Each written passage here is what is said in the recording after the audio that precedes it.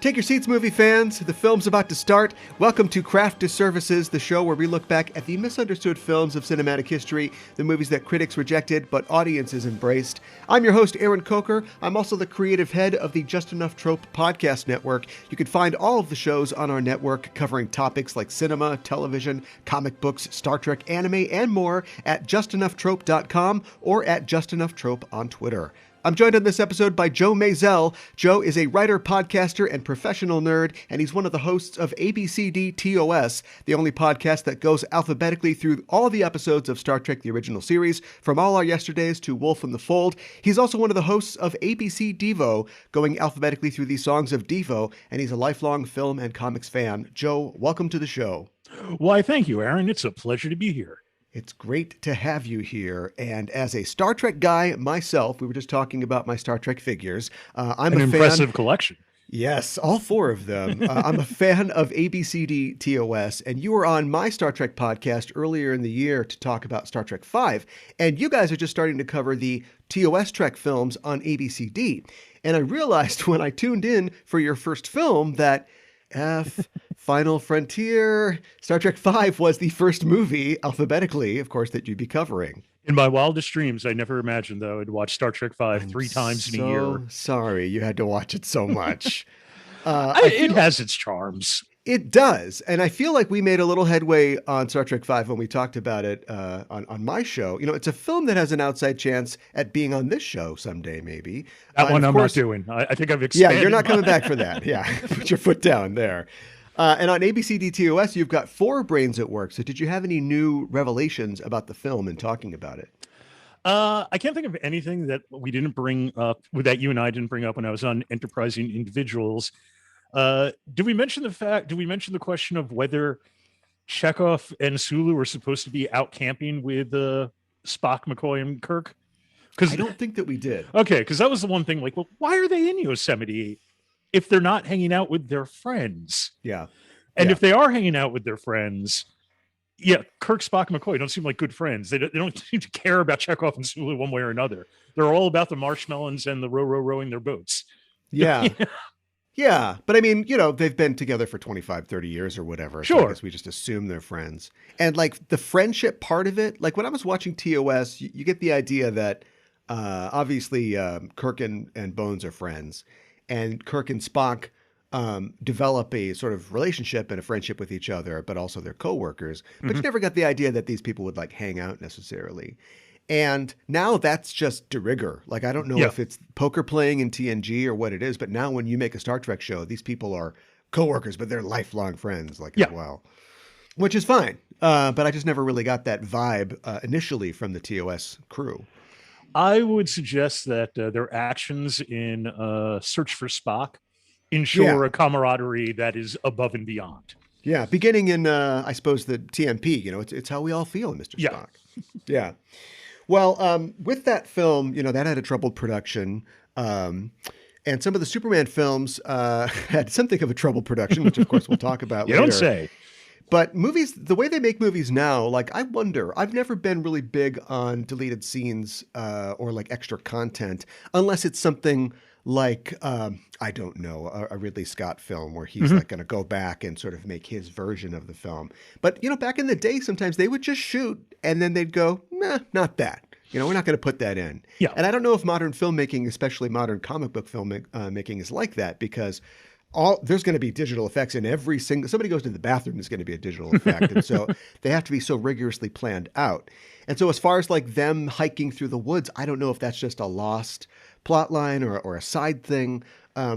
I know that like for the movie we're talking about today, there's a couple things that were sort of extra, let's let the camera run for a while, that were just stripped out because, just not quality or not towards what we're trying to accomplish in the film. So things were a little different back then. And there's a lot of like weird, Superman 3 has just a lot of weird, like, why is this in here? And why is it still in here?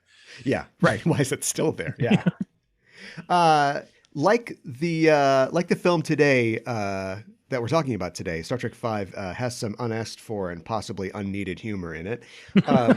You think? Humor is, of course, it's an important part of film. But it's not too recently with the sort of modern formula for a superhero film that we've seen in a lot of that we see a lot of humor like built into superhero films. Like, of course, the Marvel thing is like it's got to be funny, mostly because it's an apology maybe to the audience that this is so strange, this comic book stuff. But outside of like the old Batman show, I just feel like you don't see a lot of humor in superhero stuff outside of like, you know, a film like this. Do you think that nerds take their favorite worlds too seriously? Are they against Do that I sort of think thing? they take them too seriously? Well, I mean, seriously, yeah, they seriously, take but them I mean, too like seriously. literally seriously. Yeah. I don't want no jokes in this. Yeah, well, I think the thing, yeah, like I think the Marvel movie style was built on humor, and it kind of fits because, you know, there always kind of seem to be, not that there always kind of seem to be a little bit of tongue in cheek to me in 60s Marvel comics. Like that was just kind of Stan Lee's style. And to Stan Lee's credit, the characters had the drama, you know, tend to be things in the little like plot boxes and stuff like that. Yeah. Or, you know, the little editor's notes by Smile and Stan, you know. Yeah. But, you know, so they always kind of fit. And, you know, while Robert Downey Jr. has done strict drama in his career, he was always kind of known for doing like sort of lightweight humor within whatever the role called for. And that births the Marvel universe. Let's see, I'm rambling. But, well, yeah, of course, it never bothered me, but it's weird. Like if you watch the Donner Superman films, and you should, there's still humor in there. I think the Batman 66 show cast a long shadow. Yeah. And, you know, I mean, and seeing that Superman's kind of apology to the audience is like, yeah, Superman's stupid, but isn't he great too? Yeah. Yeah. Right. You know, as opposed to Batman 66, it's just, yeah, Batman's pretty stupid. Yeah. There's a, not that the show isn't wonderful and delightful. I just, sure. Yeah. But its thesis is comic books are silly. Yeah. And of course, everybody like grew up on that. And then we're at the perfect spot for the sort of mythic elements of Donner's Superman in 78 to come along. And I think that comics always sort of like whip between like those two poles of it's really serious or it's really fun. And, you know, we go right back to it in the 80s, you know, when we get, you know, The Dark Knight Returns and then we get darker Burton's Batman. And so, yeah, I don't know, like every single time it's only I enjoy the works of Grant Morrison, but I feel like I both criticize and praise him in equal measure. But I will praise him for recognizing that, you know, both of those things can exist in your appreciation of a character, where every time the comedy thing seems to come back, but the serious thing seems to come back, it's always like viewing negatively like what has come before. It's like, thank God we've got a serious Superman now, because what was all that crap before? Or vice versa. And Grant Morrison is like, it can all be, you know, that we can have both of those things at the same time. Yeah, you can have a legitimate drama that also features Mr. Mixoplick, and I'm sure it's pronounced. I think now it's officially pronounced Mr. Mixoplick or something like that. Mitzias Pitalik. Yeah, I always said Mixoplick back in the day too. Yeah, we watched the Super Friends clearly. Right. Yeah. As a film fan, as somebody who studied film, is there a style of film that you gravitate towards the most? Who are your guys? Who are my guys? Or your girls? I'm such a weirdo in that, like, I will go through these deep runs of exploitation films, and that doesn't take away from, you know, your Orson Welles, your you know, Sam Peckinpahs, your Billy Wilders, your Hitchcock, so on and so forth. But then it'll be like, oh man, Eurocrime, that's great. Guys get dragged behind cars like until their faces are ripped off. I need to see more of those. Yeah. You know? Yeah. So again, I'll go all over the place, and I'm like a giant kung fu movie fan, and particularly like 70s and early 80s kung fu stuff, Shaw Brothers films. I'm a like huge Godzilla fan. You know, but at the same time, I will go through the works of Sidney Lumet and see what I like and what I don't like. He's weird, to me, has really weird filmography, because there's like, yes, Dog Day Afternoon is a masterpiece.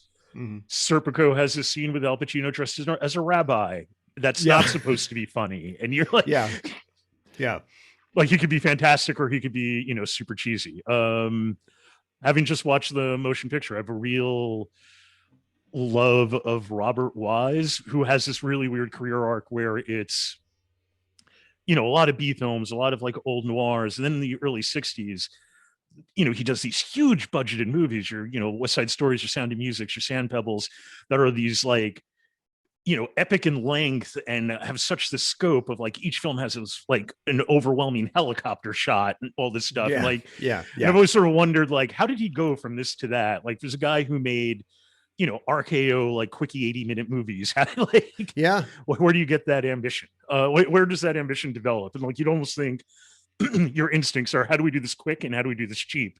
But, again, like, yeah, right. But again, like Sound of Music opens up with a wide helicopter shot of the Austrian Alps that closes in on Julie Andrews singing.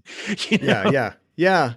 I don't know, just like American prestige films. No, I mean, that's culture. What prestiges are. Yeah. Yeah. Like David Lean was the same way, who's just like a contract guy that did like romance and spy movies and stuff like that. And then suddenly he's doing Dickens adaptations. And then that goes to Bridge on the River Kwai. Yeah. And Lawrence of Arabia and Dr. Zhivago. Yeah. What do you think about comic movies? It's not even like, did you like Spawn? Like at this point, asking about comic movies is just asking about an entire genre. But yeah, like, Spawn and the Halle Berry Catwoman film are the greatest movies ever made, clearly. Right. Which I was watching a video about the Superman franchise, and somebody made the point that like Catwoman was like 20 years after Supergirl, which was like the first female-led superhero film, and then Catwoman was the next one. So. But what do you think about they're it? Both of equal quality. Oh yeah, they both they both stand together. But what do you think about superhero movies just as a genre in 2022? In 2022, I love them. I love them. I'm a sucker. I'll always see them. This stuff is so ingrained in my skull that like, when I saw the World of Wakanda trailer, I'm like, oh, Namor the Submariner, he's finally getting a film. Because the world's really been clamoring for that. Well, yeah. But yeah, no, I mean, like I grew up with this stuff. I love this stuff. And one thing I love about the superhero film now, it is how authentic can we make this? Where you look at how true to the source material can you make this? Authentic would be a bad choice of words. Where you look at like, I mean, the Halle Berry Catwoman film is a great example of something that's just like, yeah, we want to do a Catwoman film, and Halle Berry will be Catwoman. Okay, that's great. So right. Is she going to be related to Batman? No, Batman's not in here. Okay, so it's Halle Berry, and she's going to be a woman who decides to become a cat burglar and runs afoul of, I don't know, gangsters. No. She's going to be an avatar for the cat spirit, which gives her magical powers. You're like, wait, what? It's sort of the Dolph Lundgren Punisher film too. It's like, all right, we're going to make a Punisher film. Oh, great. It's a superhero Death Witch. Yeah. So is he going to have the big costume? No. We're not going to have the costume of the character on the character. Yeah. And it's, hey, this is Superman 3. Okay, we're going to have a supercomputer. Great. You're going to have Brainiac? No, it's not going to be Brainiac. No. It's just going to be Brainiac in every way except for being Brainiac. Right. Yeah. Richard Pryor is a computer genius. Same thing. Yeah. It's so, well, we'll talk about it. But yeah, it's so like, it's not even like a genre anymore. I mean, they are just movies, and I don't want to speculate on how long that'll continue, mostly because I am a comic book fan and a comic book movie fan, but there are certainly a lot of them. Yes, there are. I don't want to get into like Scorsese territory, but there certainly are a lot of them. I'm looking for, I know as a Fantastic Four fan, you're probably looking forward to, but I'm looking forward to the Fantastic Four movie. As am I. They've just had a big changeover because they got a new director with the old one leaving. The guy who was supposed to direct Star Trek 4, so they're making me like Sophie's Choice, like choose between Star Trek 4 and Fantastic Four.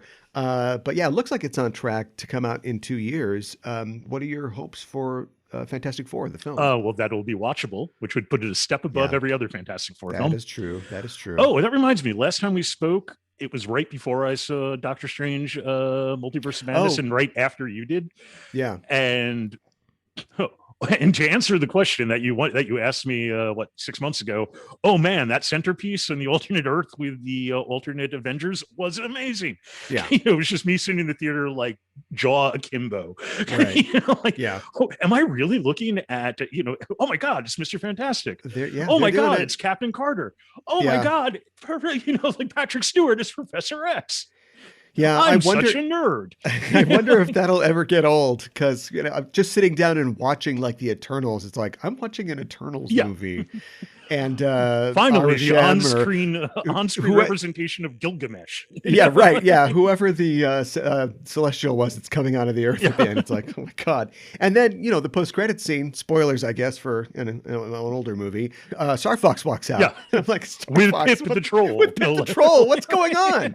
So I wonder if that will ever stop for me, because clearly they are. They're committed to this. Mm-hmm. And when you think about it, pity the poor people who had to write a Superman 3 and like, what's it going to be about? But, as a Marvel writer, half the job is done because you've got this amazing, going on 70 or so years of characters to draw on. So all you have to do is just kind of like, make it sort of relevant to today or have it fit into what you're already doing, your own sort of take on it, but don't change too much. And that I think is the real strength of the recent Marvel movies, is that they don't feel the need to change anything. Whereas before it was just, no, let's put our own stamp on it. He's got a dog or he's got a car or something like that. It's like something different. But they don't do that. Yeah, no, they don't feel that they're too good for the source material. Yeah, right. They smooth out some of the edges and stuff, and they, make it maybe a bit more palatable to a mass audience, but it's your bit, Iron Man is Iron Man, Captain America is Captain America, and so on and so forth. Like, the changes tend to be surface and tend to, again, just like kind of smooth out rough edges of, somewhere between 60 and 90 years of continuity. Yeah, yeah. And of course, they've got a whole new toy box, which they're still kind of waiting to open, which is all the Fox properties and the X-Men and so on and so forth. And so we'll see where they go with that. People make a big deal out of, and I think it's relevant, but out of the central idea of the X-Men being, a metaphor for civil rights and like discrimination. And I wonder if Disney wants to do that. It's one thing to have Captain America fighting robots, fine. But to have them really kind of dig into the underlying metaphor, which I think is obviously more relevant than ever. Yeah. But if that's, Disney's speed. The X-Men are for our generation, the X-Men are such a gigantic property. Yeah. They've ebbed sort of post 2000, 2005, I guess. Yeah. But they're such a gigantic property that the market's always going to be there. And it's weird. I was about to say what's like, well, yeah, I guess it's safe for Captain America to fight Nazis because everybody hates Nazis. But in this day and age, that's not as true as it used to be, unfortunately. Right. But the metaphor for civil rights is always there, but it's also the perfect metaphor for puberty too. Which played as important a role, particularly in the X-Men as a developing property, in the 60s as it did. And, Claremont, it touches on it from time to time. Like, it's still there. There's a lot of things you can do with the X-Men. But yeah, prejudice is essential to it. Prejudice certainly in the last 30, 40 years has been essential to the comic. So I wonder if Disney doesn't want to touch that. On the other hand, if you're watching the She-Hulk show, they have no problem calling out the sexism in fandom, sexism in fandom. So I don't know. I guess it's how edgy does Disney want to be, and how edgy does the X-Men need to be in order for it to, be true to itself. Yeah. They've also shown, we talked about them respecting the source material, and they've generally shown a desire to at least commit to following the character's development early on. There are very few characters, I think, that just start fully formed and we don't really get it into them. And they make changes as they are, where they want. So there's no Snap Wilson, Sam Wilson is just a different kind of guy, and that's fine.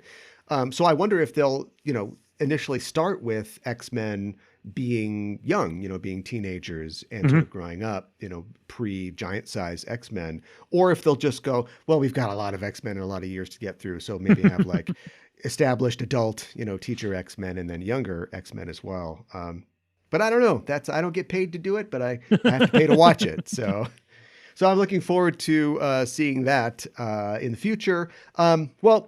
The name of this show is Craft Disservices, and on every episode of the podcast, we look at a film that's poorly rated, generally lower than 50% on Rotten Tomatoes, but one that's either well remembered by audiences at large or has been reconsidered over the course of its history.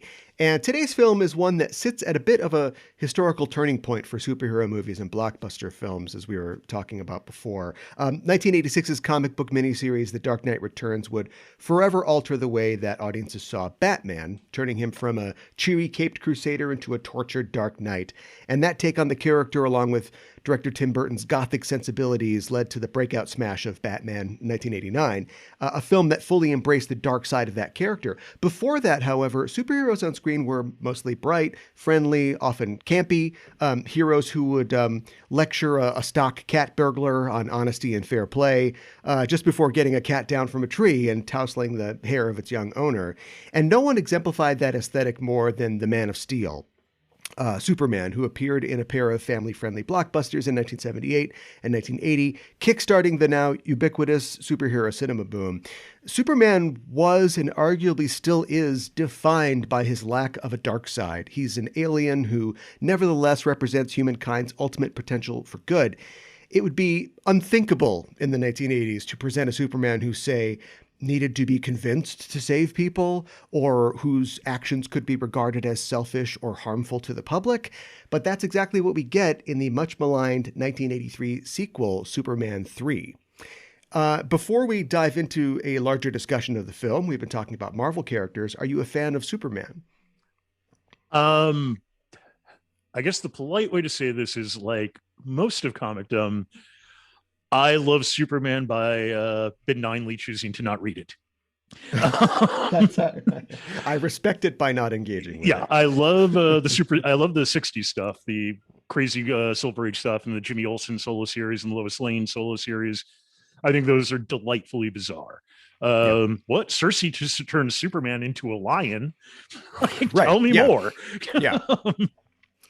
Supergirl's horse is in love with her. What? Yeah. Because he's an alien prince that was turned into a horse by an evil, by like a wizard's spell or something like that. I can't remember the fine details to Comet the Super Horse.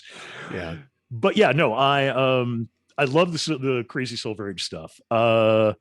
What's funny about the crazy Silver Age stuff? If you read pre-Crisis Superman, like they don't grow out of that stuff until until Crisis.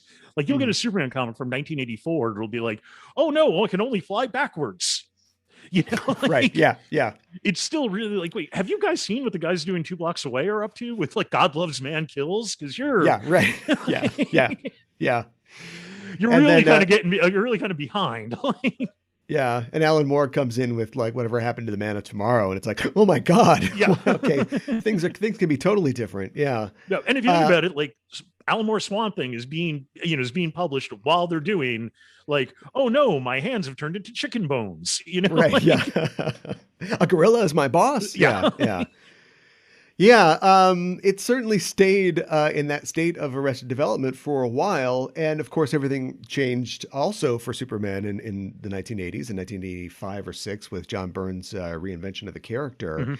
And got a little more like adult, got a little more serious Superman stories. And Superman stories now, I also like Superman, but don't like read him a lot necessarily. And especially in the past, 10 to 15 years, it's been, which Superman am I even reading? There's a constant reinvention happening at DC.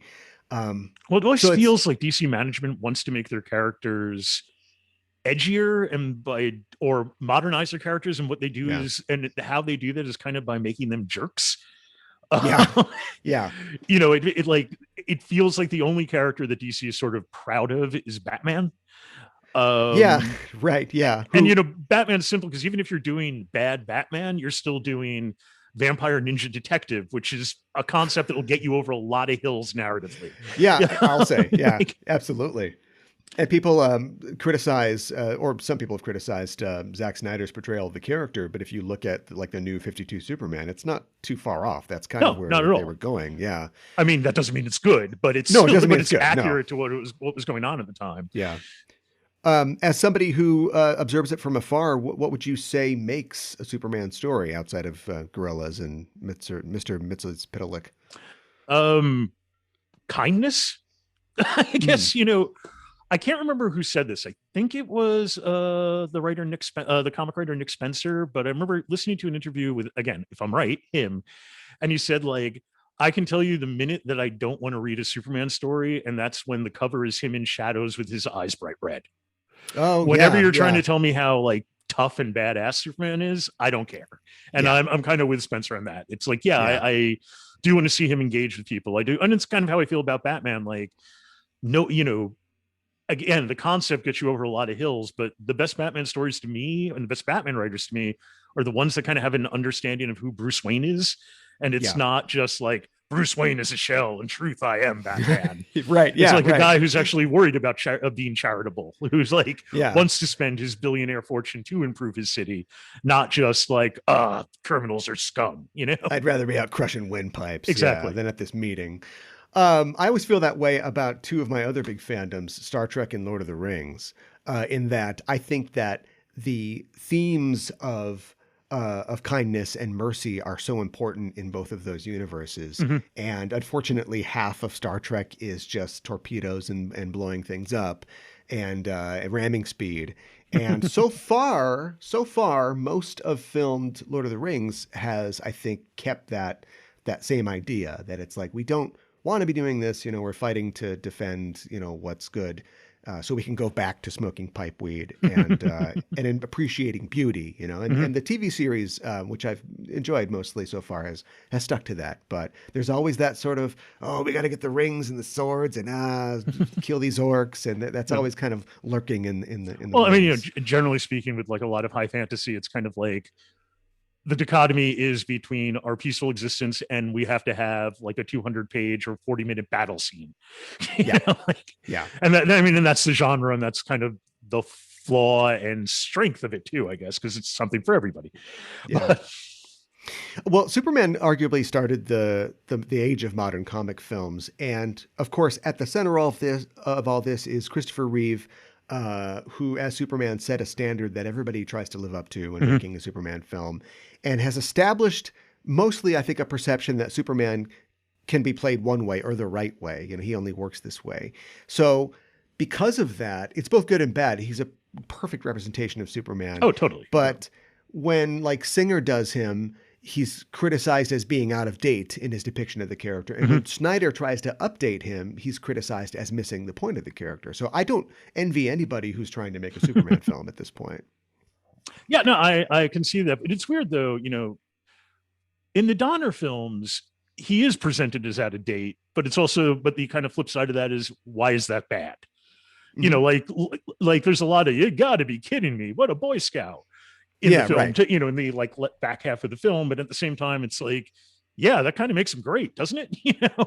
Right. And that has transferred a lot to Captain America, I think, in the Marvel Cinematic Universe. The idea of a guy who is coming with these old values, not to lecture us about what we're doing wrong in the length of our miniskirts, but to say, like, I have an outsider's perspective, and you're wrapped up in these ideas, but I'm trying to see it from a more fundamental decency. Superman 3 as an entry in the Superman film franchise has the benefit of not being Superman 4. But otherwise, it's still not viewed very favorably. And we'll talk about the reception that it had among critics a little later. But why do you think that it's worth another look? Going in, I mean, I've always had a bias towards Superman 3. I mean, I just remember it seeing in the theaters, and I was 8. So I was like too young to really have any sort of critical acumen when it came to anything beyond, hey, it's Superman. Right. And it's sort of, it moves. Its pacing isn't terrible. At least I don't think so. And like Richard Lester is a director worth studying, not necessarily for this film, but this is the director of A Hard Day's Night. This is, this is a director who I guess mostly did comedies and the unbelievably bleak Robin and Marion, which if you've never seen is, I really enjoy, but it's also really a weird movie in terms of how dark it is for its subject matter. Yeah. It's a deconstruction of Robin Hood for the listeners who are unfamiliar, with a fantastic cast. But like this sort of, okay, you have these, like it wants to be a lot funnier than it is, and yet at the same time it wants to be a lot funnier than it is. It fails in a lot of its comedy, and at the same time the production values are so high that you're kind of like, wow, like there's something here, it just doesn't quite work out. And again, it's not Superman 4. Yeah. So yeah, we've always got that. Yeah. Nothing else. And you do have, but I mean, Christopher Reeve is great. You do have like Annette O'Toole is kind of, I think was an underrated or underused actress for a lot of her career, and I think they have a nice chemistry between them. There's a lot of Superman in Superman 3, which is not true of the first Superman film in particular. Yeah. Although the first Superman film is a far superior movie, but yeah, I mean, it's just like there's a sense of fun to it. And I guess that's the only thing I can recommend. The only real reason I think it's worth another look. There's a sense to fun. It has high production values, and it's definitely like a museum piece in terms of the 80s attitude toward like computers are magic and they can do everything. Right. Yeah. Computers can do absolutely anything. And if you're a genius, then you can both build and program a computer just naturally. No problems there. I liked your comment about the high production values. I do think they are pretty high. And I was surprised. I'm not sure if it's like directing so much or more editing, but I think the film was really well edited. I would agree with that. Yeah. And I was just like, the junkyard fight and some of the action sequences just go together really well. And this is, I don't know if this is going around in the 80s. I always think of Russell McKay's Highlander, right? Mm-hmm. Where they have all the sort of match cut transitions between scenes. Yeah, there's a lot of match cut in this, like one newspaper cover, one newspaper front page to another. Like, sure, yeah. Or even to the point where like a helicopter is coming down and dropping a load off, and then we're transitioning to Lana beating eggs. Yeah. Like the idea of an egg beater. Yeah. It's just like, wow, somebody really planned all this out.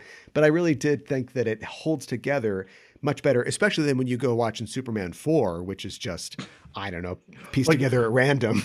Yeah. I think I mentioned to a friend that it's sort of like the producers of Superman 4 wish they had the budget and production values of a 1960s Gamera movie. It's like, yeah, it comes out about as well as one of those. Yeah. I would much sooner watch a Gamera movie. I will happily watch a Gamera movie over Superman 4. Well, before we get started, I want to reiterate that, we talk a lot about Rotten Tomatoes on this show, but this podcast is not in the pocket of Big Tomato. We don't endorse Rotten Tomatoes. We just use it as a metric in this case.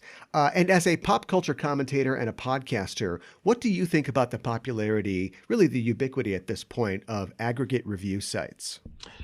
I don't know. I just kind of ignore them. Yeah. I see what I want to see. If something that gets like overwhelmingly positive reviews, but in terms of like things like aggregate, but in terms to specifically answer your question, it's problematic. And it also, without sounding like a complete elitist snob, the problem with film criticism is 90% of film criticism is kind of capsule reviews based on like a star system or a thumbs up system. Yeah. And I've known a lot of professional movie critics who just don't know anything about movies. They kind of fell into doing reviews. So they're not really steeped in cinema. They don't really care. Yeah. So you'll get a lot of like, I didn't like that movie because the protagonist is a jerk. I'm like, that's Citizen Kane. Yeah. Right. Yeah. Or Superman 3 for part of it. Yeah. Yeah, that's just really weird. I mean, they've become kind of the basis for reviews at this point. You stick it on the box, you say it's got this or that. And of course, we talk about this on the show all the time about how you lose the subtleties of what a critic is trying to say and what is the nature of criticism. I've always thought that it is a conversation between the critic and the audience. It's so easy to just roll down your window and yell, "It's good" or "It's bad." Like that's a review, right? But this is really, as you said, like how does it relate to cinema and the techniques on display and what's it trying to say and how do you get that into a little blurb? You don't, basically. Exactly. And even if you're doing a longer form like 500 to 1,000 word review, if its basis is and therefore it gets 2 stars or therefore it gets 3 stars, I mean, what does that mean? Like, basically Rotten Tomatoes is comparing all the McDonald's in the country for which has the best Big Mac. And it's just like, oh, it's a Big Mac. Who cares? They're not going through, I can't remember the name of the current New Yorker critic, but you're not looking at like an actual essay on a film and whether it is valid or not. And on the other hand, with something like a New Yorker critic, by like their knee-jerk reaction is like, oh, another Captain America movie. There's a sort of like, there's an equal degree of snobbery when you get to elite criticism. So it's just sort of, I don't know. I guess I like, when it comes to films that are meant to be fun, I just I judge them on it, whether they are fun or not, what other people say about them. Yeah. Unless they're my friends who say, hey, this movie's fun, why don't you check it out? Like, And you're meeting the sites and criticism more than halfway, because you're talking about, the New York Times and things like that. The majority of critics, even top critics on these sites, are people from moviebutthole.com or whatever. Like you said before, like, not to look, I'm not going to, I'm not trying to shit in their cornflakes. Like, they have a job and they do it, but it isn't necessarily somebody who has any background with cinema, or you don't even really know what their opinions are. And so, I don't know. It's just something that we, this podcast isn't all about exploring the nature of those sites, but it is about talking about the response of critics, to complicated works of art, let's say. Well, we're talking about Superman 3. It was first released widely on June 17th of 1983. It's rated PG. It has a runtime of 125 minutes, and the film was a success at the box office, a guarded success. It grossed $60 million domestically and $80 million total worldwide on a budget of $39 million. That pales in comparison to the previous two films in the series, which made $300 million and $190 million respectively. And unless my inflation calculator is totally broke, $300 million in 1978 would be $1.4 billion now. So it's hard to overestimate how successful Superman was when it first came out. It was basically, in terms of budget, probably the next Star Wars. Yeah, absolutely. Of course, in 1983, $80 million would be $238 million now. So this film was a success. It currently sits at 30% on Rotten Tomatoes with an audience score of 23%. It's 44 on Metacritic, and it is 5 out of 10 stars on IMDb. So even with the kind of generally elevated citizen reviews of the internet, still kind of definitely on the bad side. It was directed by Richard Lester, who directed Superman 2 as well. He took over the production. Well, that's some of it, 51% of it. Yeah. He took over the production of 2 after Richard Donner's infamous falling out with Alexander and Ilya Salkind, the producers of the Superman film franchise. And we don't have to get into the whole Superman 1 and 2 thing on this show, but it should be noted that superhero movies and franchises in general were a totally different beast in those days. Today the studio owns the characters. In some cases, like Warner Brothers, they own the comics themselves. In the case of Marvel, they own the theaters and the distribution. It's a totally vertical arrangement. But in the 70s and 80s, you could say just negotiate with DC to buy the rights to make a film about a character like Superman, and then you enter like a negative pickup deal with a studio like Warner Brothers, so they would own the film and the distribution rights to the film, but you own the characters and the rights to make more movies about them.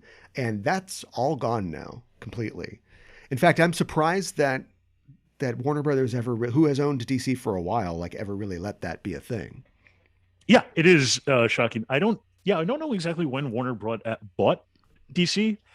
But it's weird that, when you watch it's weird that 20th Century Fox did the Batman 60s series. It's weird that independent, Israeli producers did Superman. And didn't John Peters, wasn't he the main producer? Did he basically buy the rights for a Batman film? Yeah, something like that. Yeah. And I know ultimately he had the rights for Superman for the death of Superman.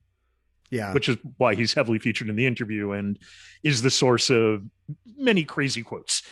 Yeah, right. Yeah. We got to get a giant spider in here somehow. Yeah. I don't want him in the trunks. Yeah, right. And I don't want him to fly. So it was a totally different world as far as making movies, especially superhero movies at that point. Lester was an American. He lived and worked mostly in the UK, and he got his start in American TV and later British TV. And he was chosen by the Beatles to direct A Hard Day's Night. He would also direct Help for the Beatles, and he would direct John Lennon's war film, How I Won the War. And one of his last things that he directed was Paul McCartney's concert film, Get Back, in 1991. And he had worked previously for the Salkinds as the director of 1973 and 1974's The Three Musketeers and Four Musketeers. Which are a lot of fun if you've never seen them. I really liked them a lot, yeah. And they were, like Superman 1 and 2, shot back to back. because that was the Salkin's brilliant idea, is that we'll shoot one gigantic long movie and then cut it up into 2 movies, and you only have to pay somebody once. And of course, that nobody liked. Everybody disliked that. And it led to a clause called the Salkin clause with the Actors and Talent Guild to make sure that that didn't happen to people. Lester was brought onto the Superman films as a consultant, I think mostly because he was waiting to get paid for doing the Musketeers films still. And so they're like, well, you want your money, why don't you come on and help us deal with Richard Donner, because he won't talk to us anymore. And then when Donner was let go, he took over as the director of Superman 2 and shot enough footage to get the sole credit of that film. And do you like Superman 2? Yeah, I love Superman 2. I love Superman 1 as well. It's kind of fun, and I don't know if this is the same thing for you or, the same thing for you, but like, I remember when we were like teenagers in our 20s, the kind of consideration was, Superman 2 is the great one, Superman 1's good, but a little slow. And then at some point there was kind of a switch to like, no, Superman 1 is this actually grand epic story. And Superman 2, I'm not being reductive towards it by calling it an action film, but it's a lot more silly, I guess, a lot less, a lot less, creating myth and a lot more having fun, and it kind of depends on your taste what you prefer. Have you seen the Donner cut? I have seen chunks of I've seen a little bit of the Donner cut. I think it just, by the time the Donner cut was released, I just sort of my deep well of love for the Christopher Reeve Superman films were kind of like, do I really need to see another version of the Superman 2? Yeah. And there's not any real near footage in it, from what I understand. It's basically like, no, instead of, a bomb in the Eiffel Tower launched into space, it's the missiles at the end of Superman 1. They didn't go back. And there's also kind of something mildly ghoulish about it because, Christopher Reeves is dead, and it's just something I wasn't really, I was, kind of curious about, but not so curious about that I would sit down for 2 hours and watch it. There are what's your opinion? There are some similar. There are some interesting things to it. And I guess ultimately, it's like a lot of things. You just wish that they were different. Like, I do prefer, say, there's like 4 of them, but let's say the first director's cut of Blade Runner that Scott released, after the theatrical one. I like that more than the theatrical one. But I do admit that if people want to like the theatrical one more, or say it's official because that's what came out, like, I understand that. And so I wish that Donner had gotten to do the Superman 2 that he wanted to, but I like the regular Superman 2. And I think the one that I'm most familiar with is, we were talking about extra footage, I think before we started recording, or maybe not, I don't know. We were talking about extra footage that happens in films before, and like the TV cut of Superman 2 is the one that I kind of grew up on because I had it on like VHS. I taped it off of the thing. And where, there's like Gene Hackman proposes that Superman and him do become traveling boxers. Yeah. Yes. Yeah. And like, there's more Valerie Perrine in it. Who's a delight. Yeah, she's great. Yeah. And you get that in the first one too. Like, they're keeping some kind of monster in the basement and they try to feed her to it at the end, in the extended cut of Superman 1. But yeah, I do like 2 better, and I agree with you that it's more of a kind of bombastic superhero film rather than like this mythic origin story of this godlike character. That's all gone in Superman 3, for good or bad. The screenplay of the film is by David and Leslie Newman. David Newman was a screenwriter who had previously co-written 1967's Bonnie and Clyde, and also There Was a Crooked Man. And he was one of the writers who was tasked with adapting Mario Puzo's 500-page Superman 1 script that he had originally wrote. And he and his wife and writing partner, Leslie Newman, worked on Superman 1 and 2. And apparently the sillier elements of the Superman franchise come from them. Their like treatment or their pass on the Puzo film or screenplay had that kind of slapstick humor and had those sort of lighter moments in it. And then when like Tom Mankiewicz came in, he's like, no, we got to get rid of all this and it's just got to be serious. But it's still, I watched 1, 2, and 3 to get ready for this, and there's still plenty of silly stuff in 1 and 2. Yeah. Well, I think I would wager one of the Superman 1 puts in the great curse of almost every Superman movie up to and including Iron Man, the hey, nice outfit. Right. Yeah. It, like, which should kind of be replaced with, I got to get me one of those. Right. Yeah. Which, where'd you get that bad suit? Yeah. Yeah. Yeah. Or he's all the funny ways that he's stopping funny criminals. So there's a second story guy who's got suction cups and he's climbing up the thing. And yeah, it's like, all right, well, why not? Let's talk about the production of the film and some of its origins. Initially, most of the crew and cast was mad at the Salkinds after the debacle of Superman 2 and the Richard Donner thing. And so Ilya Salkind thought, I'll do it myself. And he's going to write his own treatment for the film. And his original treatment drew from the comics. It wanted to include Brainiac, Mr. Mxyzptlk, and Supergirl as well. And I think Dudley Moore had been like the initial thought for Mr. Mxyzptlk. That would have been good casting and certainly the obvious choice at the time. The correct era. Yeah. And Brainiac would be Brainiac from Kolu, and he would be a surrogate father to Supergirl in the story in the way that the Kents sort of found Superman and raises her. But he's also in love with her as well, because it's weird. And when they come to Earth, Supergirl ends up falling in love with Superman. And in revenge, Brainiac tries to mind control Superman. Apparently, there's a third act finale that takes them to the Middle Ages, where they fight it out in the Middle Ages. I'd had a castle set maybe to work with. I'm not sure. And by the end of the movie, Kal-El and Kara would get married, which also, I don't know, maybe they're not cousins in this. There's an interesting, I'm sorry to interrupt you. There's I think it's a Superman story. It might have been a Supergirl story in the 60s, where Supergirl is trying to find the perfect wife for Superman. Yeah. And she goes through like I think Cleopatra's one and maybe Joan of Arc. And then at the end of the story, Superman's like, hey, listen, stop trying to set me up. I'm fine the way I am. But, if I was going to pick a wife, it would be somebody like you, Kara. But unfortunately, even though it's okay on Earth for cousins to marry, it is forbidden by Kryptonian law. Right. Yeah, it's a weird line to draw. Yeah. Like we don't want to offend those hillbillies. These straights on Earth, they're not going to go for this stuff. Yeah. The movie was originally going to be called Superman versus Superman, but Kramer versus Kramer nixed that, and we got Superman 3 instead. Superman 3 specifically because apparently it tested well with audiences to have a number in the sequel title and not a subtitle, which I wish they'd do now, because now it's, the Fate of the Furious, the 9 and 10th of the Furious. It's like, we get it. It's number 9. We get it. The whole film was shot, or mostly the whole film was shot at Pinewood Studios in England, like the previous films. The exteriors were in Calgary in Canada, and the supercomputer set, which is a huge, you would never see a set like this anymore, was on the Pinewood 007 stage, in England as well. And the canyon scenes were shot in Glen Canyon in Utah.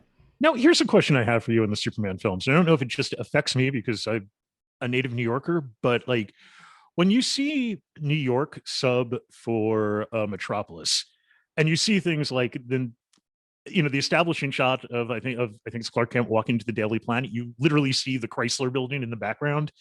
Like, does that mean anything to you? Because it always really takes me out of it. Like, wait, you're supposed to be a foreign city, and these are not only New York buildings; these are like landmark New York views. I mean, Q the Winged Serpent lived in the top of the Chrysler building, right? Like, it is such an identifiably New York that but I don't know how much of that is because I've spent my life in New York, and how much of that is, and how much nobody else cares, I guess, is really my question. As somebody who has watched films set in New York, sometimes literally, for his whole life, I feel like there is a line where I can kind of tell, whether this is actually New York or not.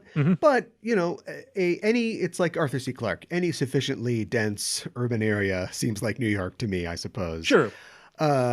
I don't know if Alberta, Canada really passes, though. There's a couple scenes in this where it's like, that's pretty thin on the ground to be New York. Yeah. Or when they're looking up at the Daily Planet and it's only 3 or 4 stories tall. And I was like, wait a minute, the last 2 films, it was, a veritable skyscraper. Yeah. They do a little trickery when they go to the Webco building, and Gus is taking the elevator up, and it's clear that it's a 4-floor building, so he starts the ride, and then they cut inside, and oh no, he's going up still. And so, yeah, but no, that's a good point. I mean, I suppose that that is something that they have to worry about.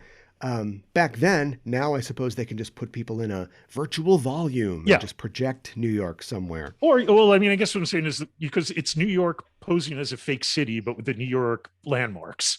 And I guess Oh that's yeah, what throws it off. That it's sort of like, and they don't even try to hide yeah, it. why would you, In why these wouldn't you films. hide this a little bit so it doesn't look exactly like New York? And on the other There's side of that is both Gotham City in the comics and Metropolis in the comics have always basically been stand-ins for New York. So it's kind of, I guess, who really cares? But again, it always throws me when like, yes, it's Metropolis that somehow has the World Trade Center, you know? Yeah. Well, when you're going to have the Statue of Liberty in the film, and Yeah. you're kind of right out there, or yeah, the World Trade Center as well. Yeah. Christopher Reeve, of course, comes back for this. Christopher Reeve is he. I wish that he was still alive. First of all, I wish that everybody who had died is still alive, but especially him because he just seems like. He just seems like a guy whose story was cut short. And Oh, obviously definitely. we know what happened to him, but we should have got more out of him. But he almost every film he was the Daniel Craig of Superman. Every film he's like, I'm not doing these anymore. I'm done. But apparently the money was okay for this one, and so he got to do this again. He traded once this was the rights were bought by Canon. He did Superman 4 for creative input. And then also they would produce this project that he wanted to do called Street Smart. But it's good to have him back in this. And I think that he's, I don't know, I'm trying to like chart the progress of Superman if there is one. I think what I like about Superman in this movie is that we see him as Clark a lot. Yeah. And not only as Clark, but Clark kind of off the Metropolis stage. He can go home and he doesn't have to necessarily be bumbling Clark Kent so people don't think that he's Superman or to maintain that fiction. He's just allowed to be more of just more natural, as himself with these people that he grew up with. Which does kind of beg the question of how much is Clark, like when you're having the kind of screwball comedy stuff between Clark and Lana at the reunion, particularly the next day where like Clark was out of his ways to like pretend he can't hear her. When clearly he's Superman, he can hear somebody from across the gymnasium. It's weird. Like how much of it is just call Kal-El. Does he forget that he's Superman sometimes when he's Clark Kent? Like how much of it is an act and how much of it is just like, well, Clark Kent is this naturally, so I have to do that. Like how much of it is a like comparable to weird method acting? Yeah, it's possible. This is pre-Crisis Superman. He pushes the moon in Superman 4, so out of orbit. So maybe he is just living it so much on God mode that he has just learned to kind of ignore things. Like every car that backfires isn't necessarily a problem. In the opening scene, which we'll talk about the opening scene, but in the opening scene, he kind of comes around the corner and is like, huh? And he sees that this guy is drowning in his car. And theoretically, if he was Superman, he would know if that guy was drowning in his car on the moon. So I don't know. I'm not sure if maybe he just allows his mind to wander a little bit, but in a modern superhero film, we would be tracking all of this in terms of he would have a speech to, I don't know, somebody, maybe, his personal log in the Fortress of Solitude about how he's enjoying the idea of not having to be that Clark Kent, and be himself. We're just left to sort of like apprehend those ideas on our own. Also, the idea of him playing the dual role, you never get, and you never would put this in a Superman film at this time, but you never get that he's like repressing a dark side or he's feeling the crushing weight of responsibility that being Superman would obviously give you. And that is what the manifestation of his, sort of like, shifty, lazy, evil side is. But you can kind of, headcanon that's, what this manifestation is. One of those things that doesn't really matter, just, shut up and enjoy the movie. And at the same time, I'm kind of like wonder, like, again, like, if Reeve was still around and would have any interest in talking about the Superman films, because I imagine that would also be the last thing he wanted to talk about. Like if how does he, when he's playing, what is his take? If he feels that like he's enveloped as somebody else when he's Clark Kent, or whether Clark Kent is almost wish casting, like, oh man, it is a relief to pretend not to be Superman even.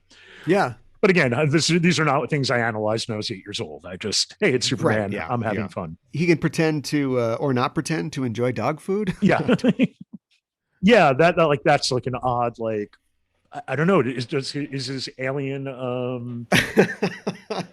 are his alien taste buds so like different from ours that he would think dog food was good? Is she making homemade dog food? Is that a thing that she does? Does her dog eat? Maybe her dog eats pate. I don't know. She's there. The money's tight, but that's where all the money goes.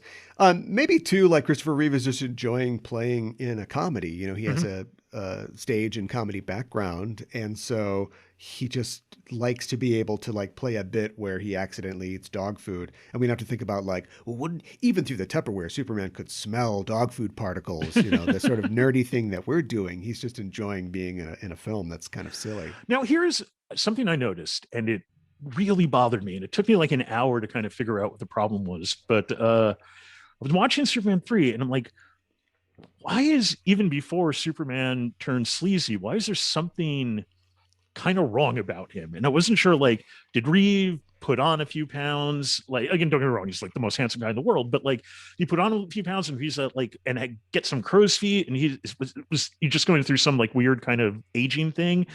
And it finally hit me. They never really dye his hair completely black. Yeah. Like, which is just this weird choice. So it kind of makes him look not like Superman. I mean, it just sort of makes him look like, well, there's that guy who kind of peaked in high school who now, you know, does construction and like kind of looks a little angry about it. You know? Yeah, I think there was like a style thing going on in the early 80s because he's really tan and Margot Kidder's really tan. Yeah, too, Margot Kidder was very noticeably tanned in this one. And she's got that kind of frosted, eye makeup and lipstick. And so they both look kind of like a little sun-kissed. And it's just like, it makes them look kind of older, which is, I think, why people stop doing that for the most part. But yeah, it's a different sort of look. And it all happens, if it happened all after he gets like the darker costume and he's like hammered all the time, it would be like, oh, maybe that's what it is. But yeah, he just looks a little more rugged, a little more leathery than he has in the past. And again, it's some way, it just doesn't look right on some level. It's sort of like it ruins almost the icon for some, you know, to me. And again, and so much of it is just like, dye his hair black. That's like 20 minutes. What do you do? Yeah, especially in a film where he's literally going to fight another version of himself that looks different later. Like, you know, make your strong choices. Yeah. Here's a strong choice. Let's talk about Richard Pryor as Gus Gorman in this. Oh, is he in the film? I didn't notice. Yeah. From what I understand, his audition was an appearance on The Tonight Show, where I don't know what he was promoting, but he was just talking about how, man, I really like Superman films. And then ring, ring, hi, it's the Salkins. Would you want to be in Superman? And he says, if you have $5 million, I'll be in your movie. And that's kind of like how it happened. And I think I ended up like, I didn't read the entire thing, but I kind of perused the original screenplay. Which is very similar to what we got on screen. And I think they were definitely at that point already writing for him.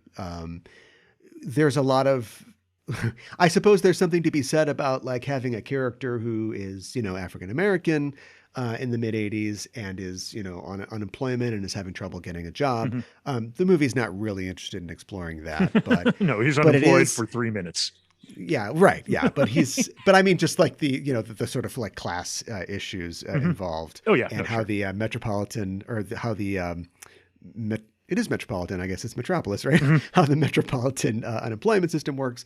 But he's, it's definitely, the part was kind of tailored to him once he got there. I think that a lot of the dialogue in the film is funny. There's some funny jokes and funny humor. That's all in the script. It's just like when it is thrown to Richard Pryor, a guy who is unquestionably funny. One of the greatest stand-ups in the history of the medium. Yeah, and not just that, like, you know, his improvisational work in films. I don't know if it's because he was, you know, had a PG limiter on him or something like that, but it's like nothing that he does is like really all that tickling, in my opinion. There's a couple of things. And we'll start on the, the class issues that they don't want to address. And I would not be surprised if this is a reflection of like Reagan era America. Like the film clearly states that it's Richard Pryor's fault that he's not employed. It's like, you worked at a fast food place and were fired after 28 minutes. That's a record, Right. Mr. Gorman. Yeah. But he's not a bum. Yeah. That's like his other job. Again, it was like he worked there for a day, and it's like, well, it's not my fault. Like, really, there's like, you haven't worked in 35 weeks. There is that kind of like, we're blaming you for, we are making it clear that it is not a system that is unfair. It's that you're lazy. And it even carries on to the end of the film where it's like, okay, you got a job. Nah, I think I'll just take the bus. I don't want to work here. Yeah, that's true. Yeah. It misses the reverse of the flip side of that point, which is he's a guy who clearly has an incredible aptitude for computers and for technical work. Inexplicable aptitude, considering it is inexplicable. It's a natural talent, but this cold system that is just going to yell at him for getting fired from McDonald's completely fails to nurture and foster that. That would be like my kind of response to that. But like you said, it's 1983. I don't think that the movie is really trying to make that point. It's 1983 Superman movie. I mean, and it leads to the question that I have, which is Gus a good person? Like, Superman lets him off at the end, but should he have let him off at the end?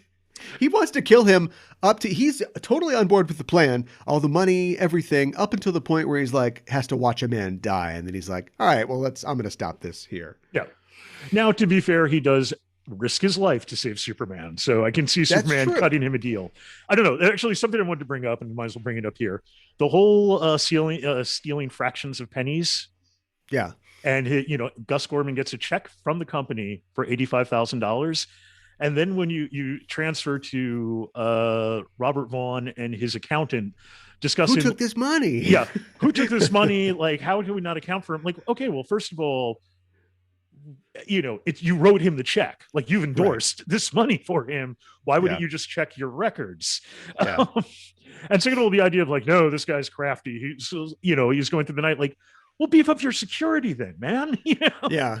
And the joke still, because the joke is he pulls in his Ferrari, and like the joke still works if you know who he is and you say, we're going to be watching him very carefully. At some point he'll slip up, and then vroom, vroom, vroom, the car comes in. It's like, okay, yeah, well, we got it. Yeah. Yeah, I don't know if he's a good person or a bad person. I think ultimately we're left to believe that he is a good person. But it leads to, like, I don't want to get too deep into like the discussion of themes here, but I do think that it's suggested in the film. And again, like I said before, I think this would be they would totally dig into this if this was like a modern Marvel or even DC movie, but there's an exploration of people's circumstances and their inherent natures and how those things interact. And so Clark is from outer space, but he's also from Smallville, and he's, committed to being a good person wherever he is. And Gus is facing adversity and a lack of opportunity, and he has the chance to go full evil, but he stops short of this moral event horizon. And both Lana and Brad are people who are stuck in their small town, but whereas Brad succumbs to despair and substance abuse, Lana remains, positive, and committed to moving forward. And of course, the theme is made literally manifest when Superman splits into two people. Yes. There's a lot there. I will say with Gus, if the story was a bit better crafted, there is a sort of aspect of Gus has finally found something he's good at. And is being appreciated for being good at something. But what he doesn't realize is he's being appreciated by terrible, terrible people. Right. Yes. Right. And it's not until that clicks that you realize is that you can't be that way. Also, another weird line in the film in regard to Brad and Lana. So Lana says something to the effect of, ever since everybody else got married in the town, Brad thinks he's God's gift to women. And I'm like, well, wait, he's God's gift to women because nobody wanted to be with him? He's the last pick for kickball. Yeah. I wonder if they had gone with their original idea of Brainiac, because it's kind of what we get. Yeah. And if Richard Pryor had just played Brainiac, could he play an alien character? Or is he best playing against alien characters like the Star Wars Cantina segment on the Richard Pryor show back in the day? Maybe it comes out of that. It's just like, we like Richard Pryor. He's funny. He's improvisational. Put him in weird situations. And it's like, yeah, but also you could like write things for him to do as well. Having him just sort of riff on what's going on when everybody else is also kind of a ridiculous character. I don't know if it really works all that well. No, and the other thing with Richard Pryor is, if you ever see the Mac, like, Richard Pryor can act. He doesn't just have to do shtick all the time. Like, you could have had a scene of like Richard Pryor not just typing and like, wow, you're a genius, Gus, but actually kind of explaining how something works, and then in a sophisticated or like technical way, and then breaking it down into a like street common man voice, a street common man like concept. Like, that works a lot better than him, kind of mumbling on the sides, like, I need a little computer, just one that big, like, yeah. where it's just sort of where it's like a total, like, his computer acumen is completely a savant like ability. I really like the toy, even though I think that's like that's nothing problematic about yeah, I know.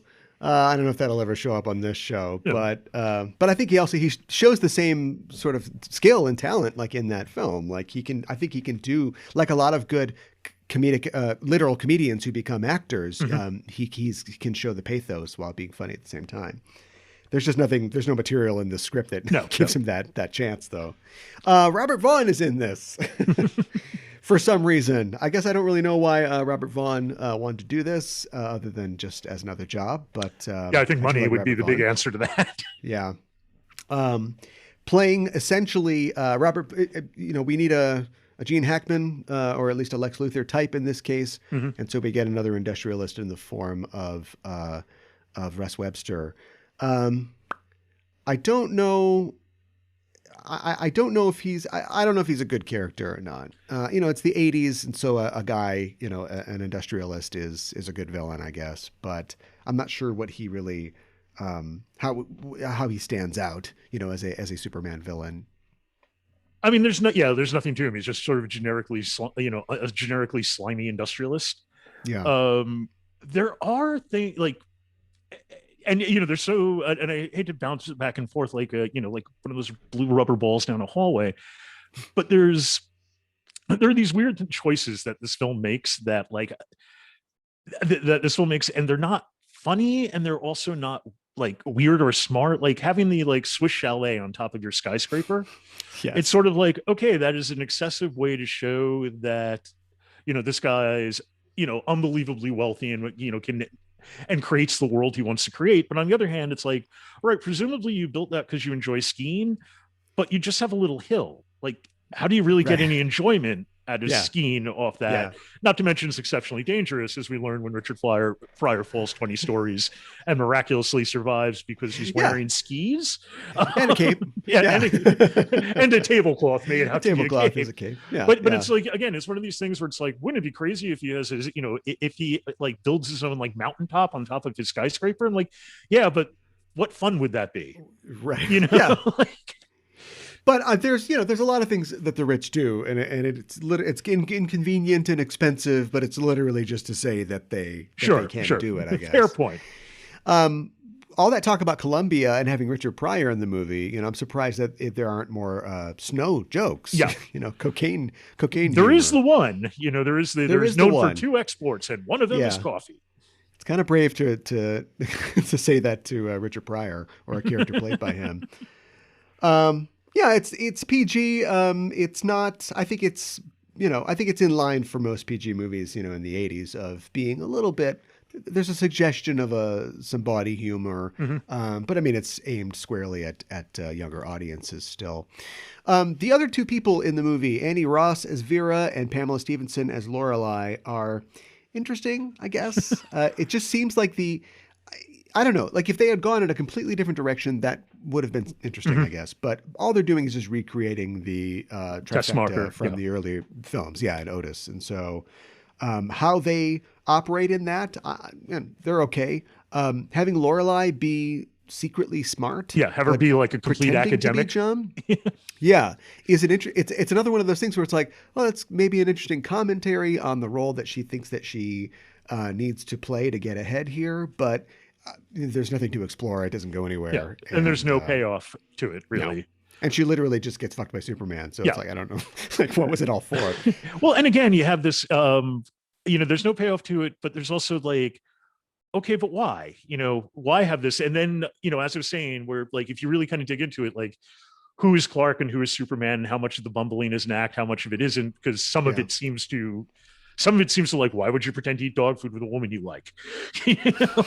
But there's that sort of thing where like, okay, at the hour and 45-minute point in the movie where like, Richard Pryor says to Superman something effective, "Hey, man," and she says, "No, it's Superman. He doesn't like it when you call him by his last name." Right. Which is like a weirdly witty joke, What's and at the the same end time, game? it's sort of like, wow, with that, I don't even know if you're pretending to be stupid or if you're Why real, have or if you you're like played... beyond, you're so smart, you're kind of Yeah, stupid. just been playing dumb this entire time for what? Yeah, yeah. Just end up in a cave with an exploding computer. Yeah. Yeah, let's talk about that computer, a character of sorts, I suppose. A lot of people talk about how frightening the end sequence was. The body horror sequence. Yeah, and I'm right there with you. That thing was terrifying. Mm-hmm. I was old enough, or at the right age when I saw this, to not understand movie peril. Do you know what I mean? Like whenever I watched Doctor Who, whenever the Doctor would trip on his scarf and the Daleks would come in and point their disintegrators at him, I was like, "That's it! Like he's dead!" Like I was totally convinced, of the dread, and the threat. Not knowing, of course, that, as soon as we came back in the next episode, he would just get up and run away or wrap his scarf around them or whatever. And so, like, when he's getting hit with that kryptonite beam, like, as a kid, I was like, oh, shit, like, this is it. This is it. He's going to die. And when that lady gets turned into a robot, like, it was like, oh, my God, like still a very visceral sequence. I think freaked a lot of kids out. I have to say the best piece of writing in the film is the chemical company and the fire at the chemical company in the beginning, where Superman learns about the acid and there actually does have an award at, and you get it at the end, and there's a post explanation because it's a long enough period in time in the film that not an entire audience would understand, oh yeah, that thing in the first 20 minutes. I guess I call that find and replace writing, though, because it's literally, it's plant and payoff, but literally there is just something there to come back later. And it's fine. It's part of like it isn't like he reads about this acid in the paper or something like that. Like there's a neat sequence that goes with it. But all of the modern Star Trek films are like that. 2009, Into Darkness, and the last one, where we don't learn anything about the characters. They're not really on a particular journey. Just like something will be mentioned, and then something else will be mentioned, and then those things will all have their mirrors in the second half of the film. And I find that to be so, just lazy. I mean, frustrating. I guess for one thing, it's been a very long time since I'd seen Superman 3. So while I was watching, I'm like, really? Did they have to do this whole sequence just to explain why Jimmy Olsen's not going to be in Smallville? Yeah, right. Like, yeah. And it wasn't occurring to me like, no, you're learning a lesson. Superman's learning about this compound acid that becomes highly volatile under extreme heat. And it also has that, like one of the, again, watching this for the first time in years, like, wait a minute, he just leaves? And I'm like, oh, okay. He does that a couple times in the film. Yeah. He just kind of bugs out. In the original script, that was like a nuclear power plant. There's a whole series with a sequence with a forest fire that spreads to a nuclear power plant. And then he has to stop the core from melting down. And they're like, oh, if that would have been really bad if that had like gone critical. And so he grabs that at the end of the film and uses it on the computer. And then gives Gus Gorman radiation poisoning. Yeah, right. And everybody, yeah. But that works. The acid is good too, though. It's such a comic book thing. That's, people complain about how this isn't as epic and as mythic as the first films.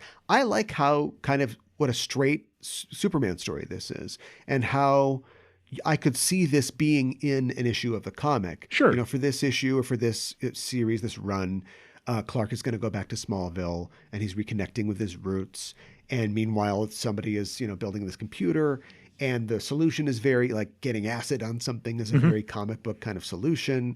And I don't mind that. I think that people, after the sort of epic bent of the first two films and having Brando in it and things like that, I think people really reacted negatively to the comic booky version of that.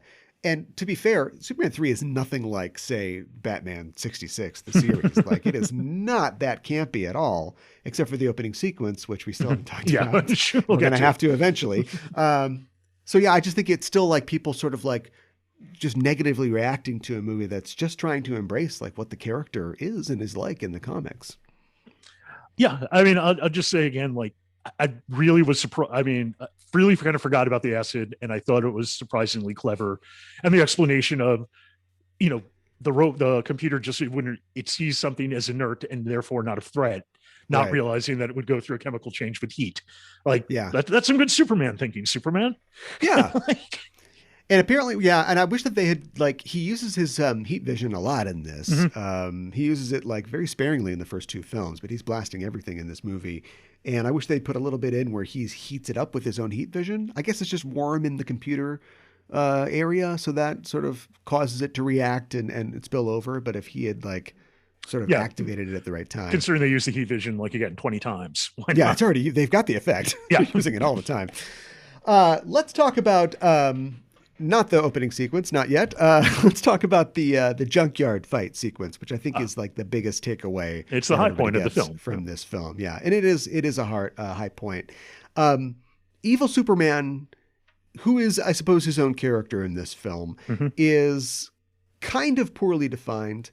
I think that we get, and this is something that happens in a lot of Superman mythos. Superman is mind controlled, or he's there's a magic spell on him, or he's from an alternate universe or something like that. Like, we get, the idea of how scary it would be to have this guy who we're happy is always around. What if God becomes the devil? That's sort of like what Evil Superman is.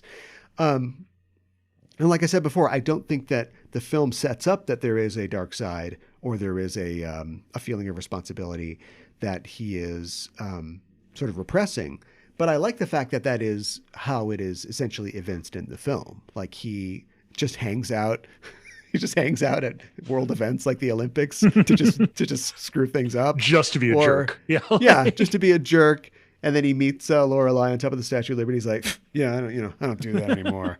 But it's kind of like self-conscious, and I think that that's a choice, that he's just being like a sulky teen Superman.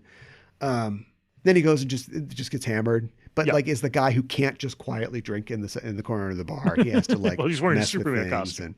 Well, he's got that going on. Yeah, but he has to screw things up, and he's just sort of angry at everybody. That's our guy who shows up in the junkyard. Question for you: what's your interpretation? Is there really a second Superman that comes out of him?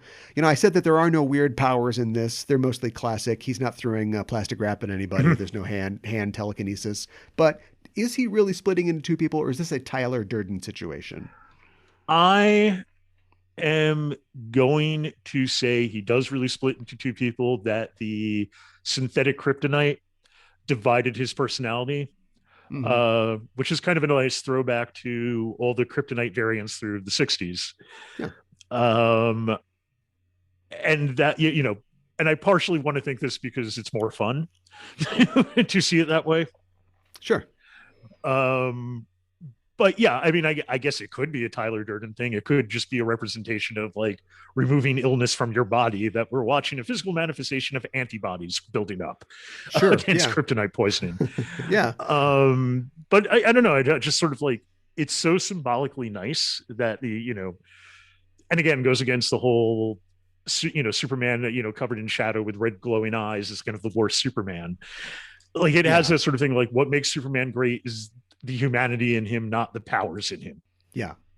And Clark represents his humanity. Yeah. So, I mean, I just sort of love it. And there's something, I don't know why, but every time I've watched the film and I hear Christopher Reeve say, I give as good as I get, it always gives me chills. Like, just because I'm weak, I'm not going to stand down. Yeah. Like, it just always works for me. Yeah, I like this super fight, I think, more in terms of like two super powerful humans going at each other than the Superman 2 fight, which is always held up as like, oh, it's like one of the best superhero fights on cinema. and I don't disagree. Like I really, if you like want to it see a lot lot. of product placement in one fight. Yeah, yeah. I think two had. There's a lot of product placement in this movie. But I Yeah, think the two Kentucky still has Fried Chicken more. bag is what? Yeah, yeah. There's just just a bag. Yeah. Or Camel Oh, cigarettes. yeah, Yeah, Camel cigarettes were big, which is also but so weird that for a kids film, and it's in Superman 2 and it's in this one that prominently product placed cigarettes. yeah. Well, they're good for you. Yeah, they're good for growing bones. Um, but yeah, but just like seeing the application of their superpowers and how they would be used practically, you really are super if you can jump out of a pool of liquid, but still somehow keep some liquid in your hands. Yeah. Which isn't hurting you because you're holding it, but you When we blow say it liquid, on let us somebody point else. out acid. It's not. Yes, of course it's Yeah. acid. Yeah. Which, you go to a dump and they've got a big pool of acid. What? That's just something that you have.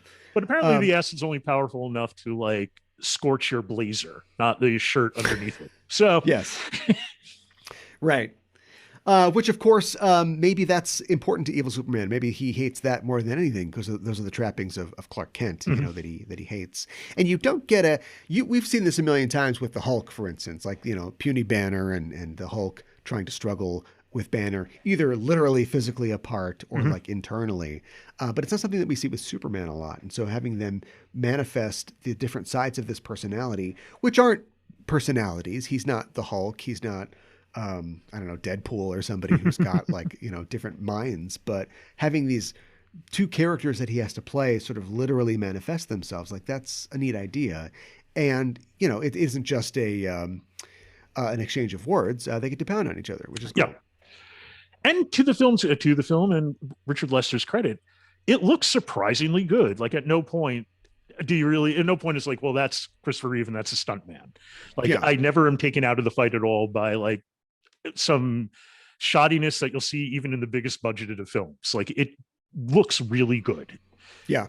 There's an ambitious and a little bit ropey effect when he is throttling him, at the end of the fight, and then he disappears and it's all sort of like one shot. Like it's, he's better again. Like you can see the matte lines of the arms and stuff, but that was just them going like, let's go for it and make this effect. I also thought that like, it feels like dangerous and real, even though they're just swinging, sheet metal, I guess, bumpers at each other that wouldn't hurt that much. But, he busts them through a wall or he lands in junk. The first like punch that Clark takes on the chin, he falls backwards and like falls through like a metal railing that kind of bends. Yeah. And of course it's all just, stage stuff, but it just they feel powerful when they're fighting each other. No, it looks like they're hurting each other. Yeah. Are we to assume that their powers are kind of like halved? They're kind of split because they're one man fighting over this body? I never really thought about it before. Because like evil Superman hits him and Clark goes down, but he's kind of like, he's like, his hand hurts a little bit. Yeah, I never really thought of it before. But yeah, that would make sense. I mean, that would explain why neither of them fly away. Yeah, right. They're sort of stuck here. Yeah. All right, well, let's do it. Let's talk about the wacky slapstick that we see kind of gets its start in Superman 2 and really manifests, or maybe is finally expunged and released at the beginning of this film. I don't know what Richard Lester has for people on roller skates. Maybe it's just something that escapes me from the era. But we get that here. And as I was watching this ridiculous Rube Goldberg sequence that opens, the first movie, my first thought was, why don't you just like get married to Jacques Tati and be done with it? I don't know why. He just really likes that for some reason. He likes people falling over in phone booths. He likes gags about blind guys who've lost their seeing eye dogs. I'm not sure, other than him just pursuing some personal star, I'm not sure why we need this to open this film. Yeah, it's so I mean, okay, a couple of things. First of all, the credits superimposed on it is really weird because there's a blurry effect on the bottom. And I think when they released, I think in the TV version, they do the outer space credits. There's outer space credits. Which would make a lot more sense. Like and I guess the thing is, it's sort of like you can have basically this scene and it would work perfectly, but Lester keeps adding elements and adding elements and adding elements and adding elements, to a point where I don't know, you know, to a point where like I want like you stop thinking this is kind of funny or like crazy slapstick if you ever did, and start to be like, how stupid are the residents of Metropolis? You know, a Yeah. paint bucket falls on your head. You don't walk around with a bucket on your head. You would take it off you, and clearly that bucket would not be Yeah. stuck on that man's head. Yeah. You know, like at one point there's a gunshot, and I'm like, oh, thank God, an armed robbery. Yeah. Yeah. And you know, and again, there are moments within that that are kind of clever, like, you know, Clark Kent saving Lorelei from being hit in the face of the pie, but then accidentally hitting the other guy in the face of the pie, but using his superpowers doing it. The bit with the photo booth is kind of neat. You know, I was kind of like, although it really breaks down the ridiculous pretense that is Clark Kent and Superman, because he takes away 3 pictures of him without the glasses, but I guess partially out of his shirt and jacket. So it's like, that is Superman. Like, why is that different than him just having a costume on? Yeah. But it's a cute bit though. Yeah. That's in the script. And apparently, like, in the script, they don't have the stupid, you know, scroll of credits under the thing. They had planned to, and maybe this is a little TV, which is why they didn't do it, but they had planned for it to stop, for it to freeze when the names come up.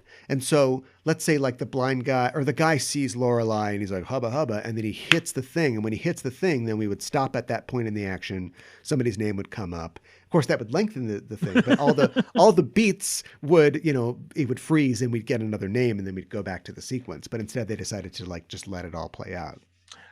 And you know, who's to say what's better or what's worse? But again, neither of them are great. Yeah. But, But yeah, you know, but like, as you said, like they just keep adding to the point where like they stretch it out, you know, until it becomes absolutely joyless. Like, Superman arrives to save a guy from dying, and you think, okay, that's the end of the sequence. Then he leaves, and it goes on. It just keeps going. And then a mime trips up over gumballs while other people applaud. You know, Yeah.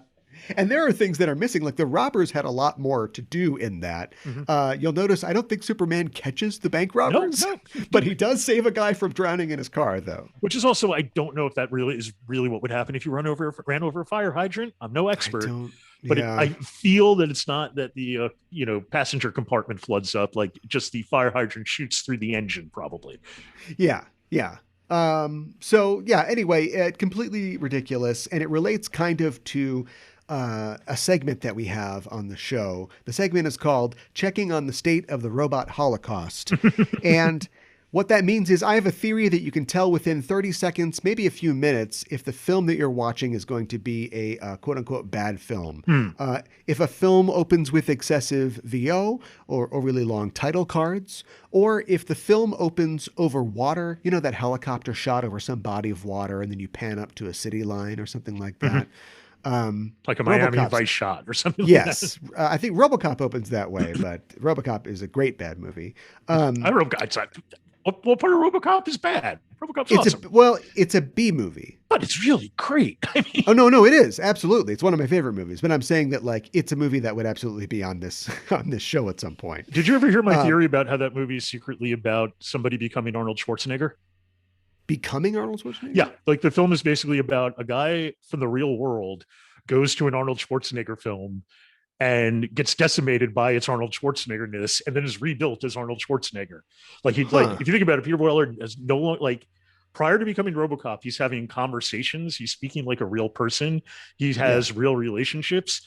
And then afterwards, everything's basically a one-liner that's not really funny, you know, and is in a stilted, like, robotic voice.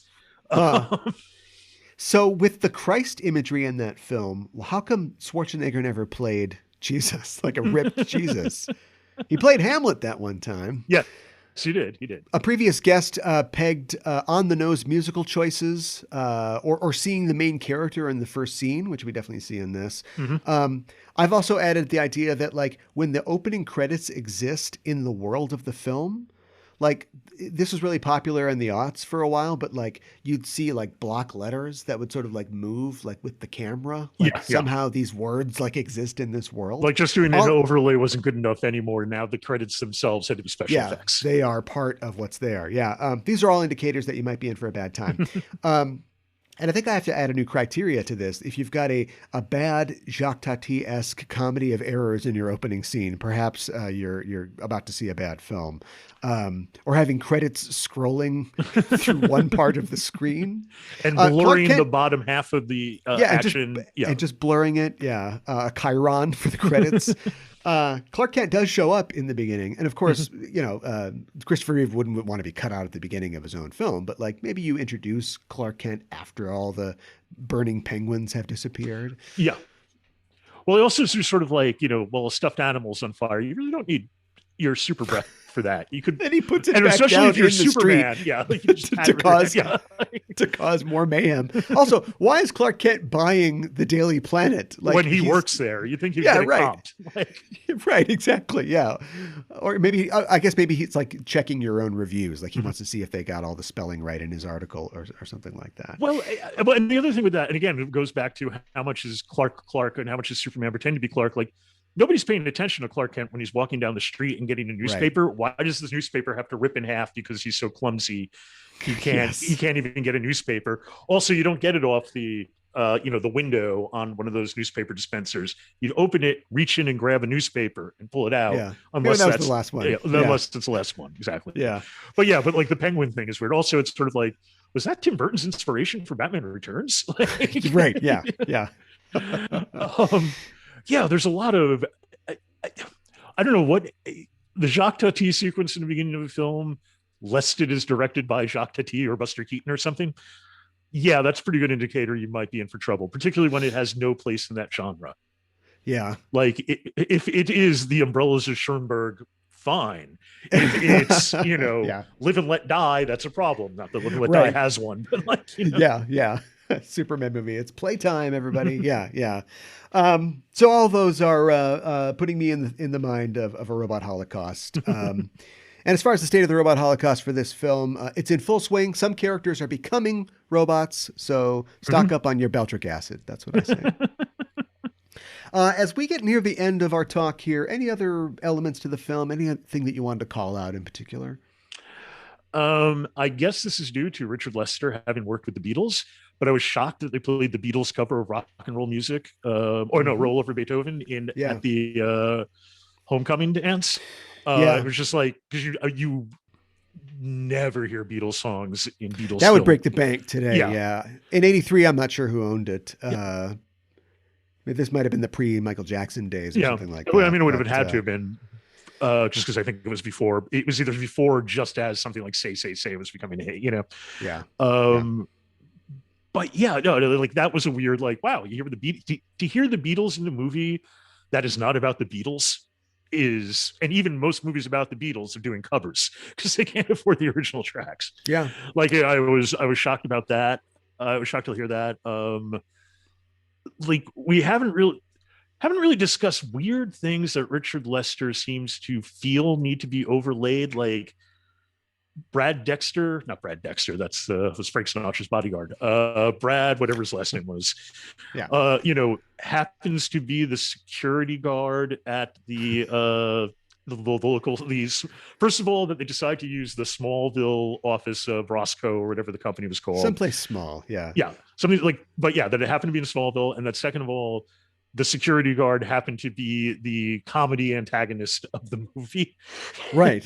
Yeah. And third of all, they need to include a sequence where the two of them get drunk and Richard Pryor is comically wearing a foam 10-gallon hat for reasons unbeknown. Like, why is that in that office? For comedy. Yeah. Yeah.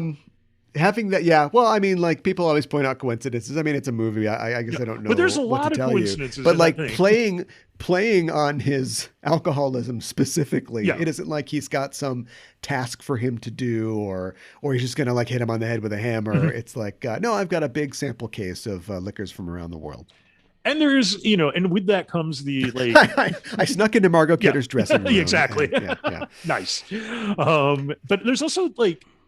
And these kind of things happen over and over again. Like, why do we see the saga of the Daily Planet worker who gets the, wins the bingo to go to Columbia? Why are there even 3 scenes in that movie? Yeah. Like, Yeah. not to mention, why are you depicting this as a horrible and toxic marriage? Right. Yeah. Yeah. Just laying in character details. Yeah. That's all. And you're having things like, well, we need to show that Jimmy Olsen is back in Metropolis with his leg in a cast. Like, why? Oh, it's a native wedding. Oh, yeah. Well, they're called Colombians, but yeah, and then exactly. they come back. You're in Colombia. So. It's an act of God in a church. All that for that? Yeah. It is like there's no real payoff there. It doesn't, like, why have the whole thing in the coal mine at the end? I mean, the diamond, the crushing the coal into diamond is like iconic. That's a classic Superman. It's an iconic scene in the movie, and it's an iconic part of Superman comics, particularly in the 60s. Yeah, and it pays, and I think that pays off nicely with the Clark Lana relationship. But again, why bring Brad back for that final scene? Because to me, watching Brad throughout the entire film is just one scene after another of him getting his comeuppance. There's no part of you, he's not like the burly truck driver in Superman 2. He is, he's a jerk who in every scene looks pathetic. Yeah. Right. Or the trucker in Man of Steel. Yeah. Or the trucker in Man of Steel. There's no, he doesn't. And Superman can't be responsible for everybody, but as we were talking about just the idea of kindness before, if he could, maybe offer Brad a little help after he throws him out of the hotel room. Exactly. No, I mean, he's like this pathetic character that we have to see him get, he's a pathetic, unlikable character. Let's make this clear. But the whole film, you get the impression that everybody else thinks he's a loser. Yeah. Yeah. And again, just having him get his comeuppance at the end, it's like, well, his whole film has been him getting comeuppance. Why do we need him, to fall on a room service cart and, get thrown out of the, and end up in an elevator? Yeah. Having a high school reunion situation where our main characters who we like were nerds when they were young, and then they come back and they're nice. And then everybody else is, delusional and washed up, is that's a normal kind of trope. And so when you think about it, the high school past scenes in Superman 1 are a long movie to this point, because Brad, I think technically is, there's a character named Brad who's on the football team in the first movie. Yeah, I assume that was the same actor without actually looking it up or doing research like a normal person. I doubt it's the same actor, but I'm sure it's the same character. Yeah. And so it's sort of that's a little story that takes 2.5 movies to kind of unfold.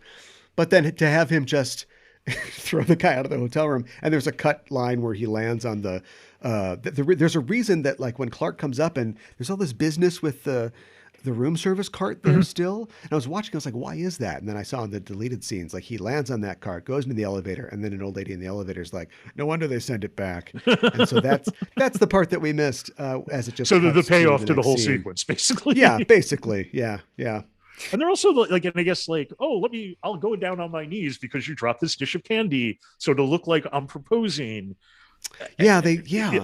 And there's also, why does and antagonizing Lois later on at the Daily Planet, because they're Lana could just be, it's the first guile that we see her have, because she's kind of what do you think about this, Lois Lane? And before, she never really seemed like that kind of person. But they're going to set up this kind of antagonistic sort of love triangle between which for better or for worse never paid off. And I think I love Margot Kidder, I love Annette O'Toole. It would have been actually nice to have a screwball comedy aspect to the fourth film that involved her and not Margot Hemingway or Mariel Hemingway. I forget which Hemingway. Yeah, that's the one.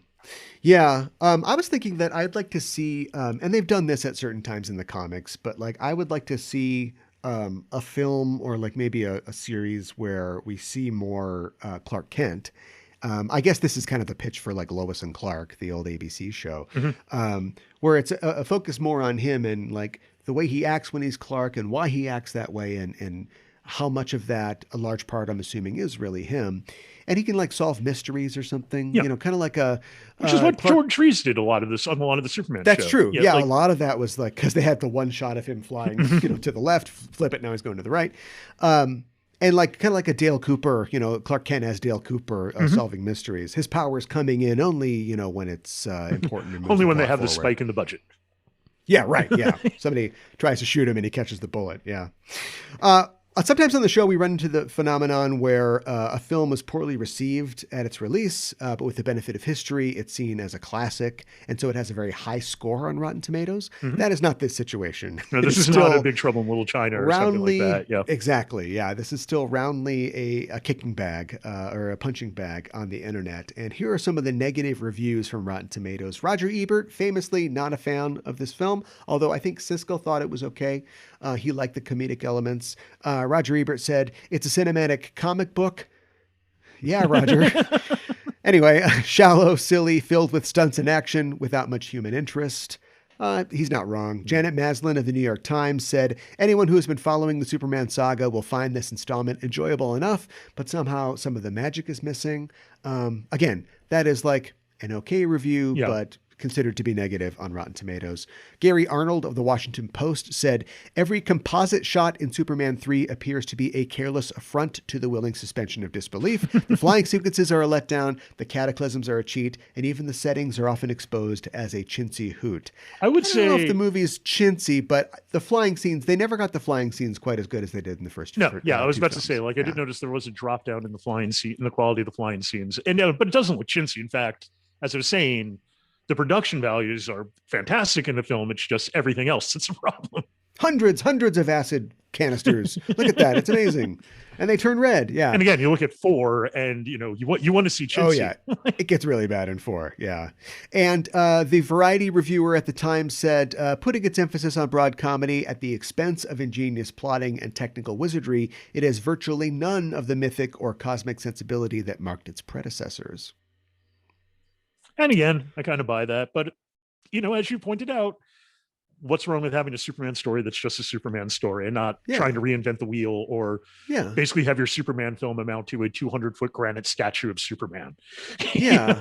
I think that's the general consensus, really. I think people really wanted the mythic quality that the first films had.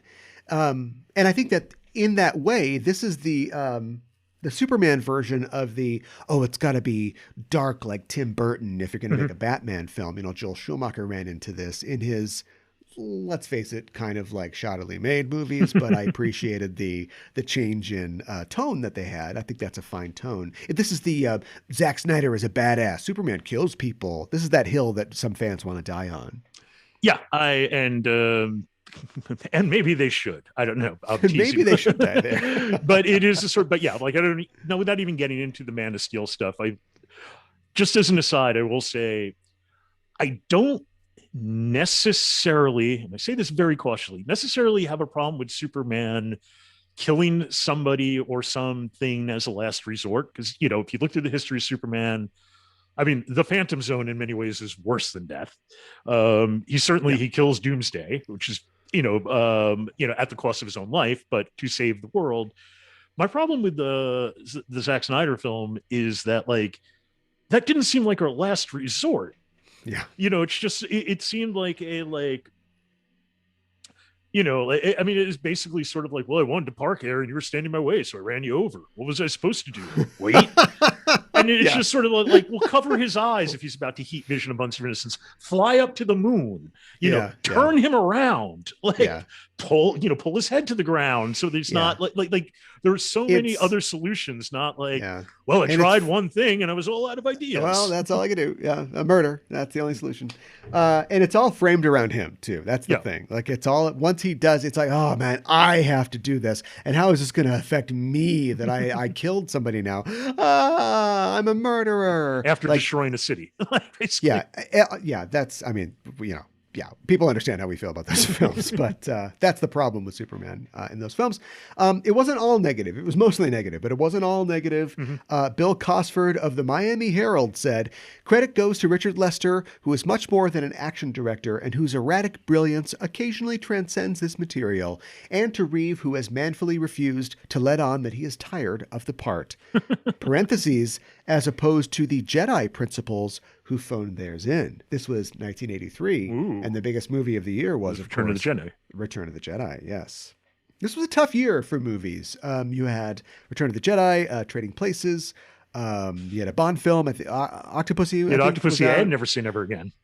That's right. Yeah, two Bond films. War Games was out this year, and Flashdance, and so yeah, there was a lot of competition at the summer box office. Those are a lot of big films. And I think I saw just about all of them in the theaters that you mentioned, except for maybe Octopussy. Okay. Busy summer. Yeah. Yeah. Vacation was out that year too. So what's your final verdict on this? Is it a masterpiece or a disaster piece? If forced into a black-white dichotomy. If forced into a black, I would almost just say it's a piece. It's not, it's one of those things that's it's almost a piece, all right. Yeah, but it's not, for all of the bad qualities, it's almost not interesting enough to be like an incredibly bad movie. And for all of its, high production values, it's certainly no masterpiece. So it's kind of hard to say, but if I had to choose the black and white, it would kind of be a disaster piece. I wonder if, everything has to be sort of life or death, and it's TV that can go on forever and be okay. And movies just can't for whatever reason. Although I would say that probably, 25 to 30% of the most recent Marvel releases, which is to say 25 to 30% of the entire Marvel movie canon has been okay. Doctor Strange 2. Okay. Yeah. But I mean, I guess, I think particularly post-pandemic, where just going to the movies has been such a thrill.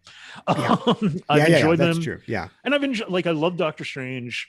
It hit a lot of spots for me. And I, traditionally love Sam Raimi, and I loved Far From Home. Yeah. Or if Far From Home was the third Spider-Man film?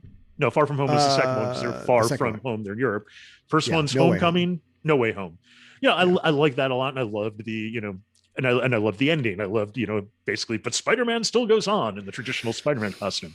Yeah. And maybe now that comic book movies are their own genre, they're established, it's okay. They can get away with this one's all right. Not everything has to change the game. Well, and Marvel's a franchise that's reinvented with the kind of high floor, low ceiling for the most part. And there are a couple that burst out of that ceiling, but they're always okay. They're never bad. But that wasn't, that didn't apply to Superman in the 1980s. So a totally, I think, okay Superman movie, 1983's Superman 3 was the series is off the rails now. Yeah. And the Salkins were we got to get rid of this property, and sold it to Canon Films, which is basically just killing it. Yeah. Which is basically why didn't you just sell it to a 12-year-old with a Super 8, Yeah. I don't know. Let's see what he can do. Yeah. But I mean, but the other thing about this being okay, it's a weird, most films are okay because they're uninspiring.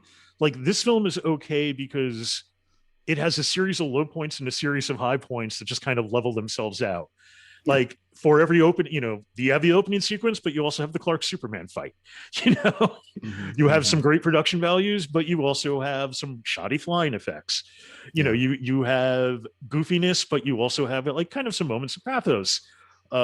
It's so, it manages to be okay by having highs and lows and finding a medium, as opposed to just being uninspired entirely. Yeah. But not being watchable, but uninspired, Yeah. What other movie can you see Superman get encased in a giant bubble, silly string bubble by a computer, and then laser his way out of it? There's definitely things that had not been done before. So I don't know. I'm mad at audiences in 1983. God damn you, 1983. Well, they made a profitable film, just not as profitable as first two. I suppose it made money, but still. I think it's time for a critical reevaluation of Superman 3 and all that it's given us. Well, I think that's it for this week and for this episode. And thank you to the audience for joining us. If you want to let us know how you feel about this movie, you can tell us on Facebook at facebook.com/craftdisservices. We're also on Twitter at craftdisservice. No S. We're on your listening platform of choice. You can find us there. Subscribe, rate, and review the show because that helps us out a lot. We've also got a Discord where we continue the conversation about these films, also TV shows and comics, animation, and more. There's a link in the show notes where you can join in on our Discord as well. Joe, where can people find you online? You can find me at Joe Mazel 1, I believe, on Twitter, which I rarely use. The AVCDTOS, what is it, the Ready Room? On Facebook. On Facebook. That is where fans of the show can comment, and us, the hosts, all join in as well. Those are the main places right now that I can think of. And still covering the TOS films on ABCD TOS. We recorded I'm not sure when it's going to drop, but Thursday, I mean, the other day we recorded our opinions on the motion picture. All right, looking forward to that. Oh, do you cover the like the new version of the motion picture? The new version of the motion picture was discussed. I just watched the 130-minute version. Okay. Yeah, I think we all watched like as I recall, we all watched like kind of semi-different versions. So, oh, okay. All right, great. I think most of the difference though is like whether they had the overture in the beginning or not. I didn't. Okay. All right. Yeah, the overture. Yeah, that's right. And the intermission? Is there an intermission? There isn't an intermission in that. Okay. Which I think there was planned to be, but there wasn't. I think we covered this on the talk, and I can't remember all the details. Okay. Well, I'll have to listen for it there. But thanks for joining me once again on a podcast. Well, thanks for having me. I enjoy being on the podcast. And the credits are rolling. This is Aaron for Joe saying, I can't have anyone with me who isn't with me.